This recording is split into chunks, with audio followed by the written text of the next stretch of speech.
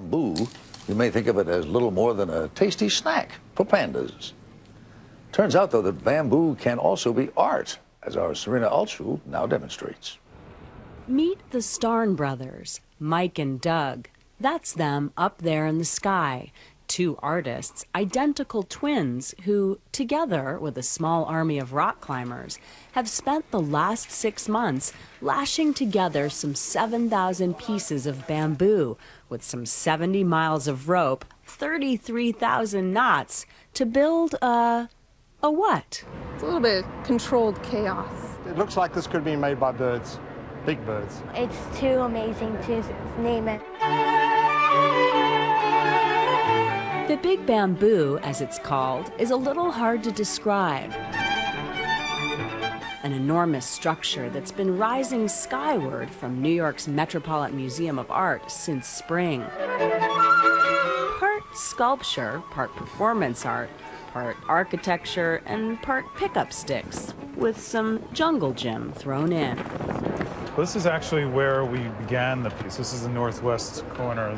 There's Cleopatra's Needle out there in the Central Park. So this is one of the earlier parts. The Starns think of it as a giant wave. We decided to make a seascape. A seascape is something that's been the same for a million years, but it's different every minute. It's always the same and it's always different. This is an artwork that literally doesn't stop. It's always moving and changing. You never have to say, all right, we're done. Exactly. It's never done. Right. Call it a stairway to heaven or a chia pet gone wild. One thing is certain, it's fun. Oh my gosh, and there's climbers above us. Yeah. And when you're up there, as if perched in a giant kite, looking down on a concrete jungle, it is an amazing feeling. New York's never felt like this before. Yeah, there's a real thrill to be on the edge and way, especially when you're cantilevered out over the park. A bit frightening, but thrilling. Every foot we go higher, it's a completely new view of everything.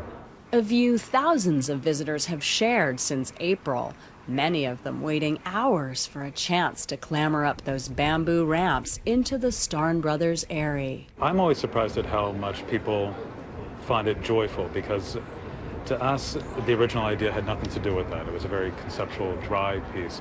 And then we found to make it was a real joy, because you climb around like a monkey and just put some poles together and all of a sudden you're standing where it was thin air moments ago.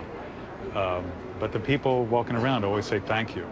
Come the end of the month, the Starns and their team will begin to untie all those knots and take down everything they've built. That's part of it too. Death is a part of life, and that's what we're sort of having to deal with, and it's getting a little bit sad. Yeah, a little sad for it to come down. Yeah.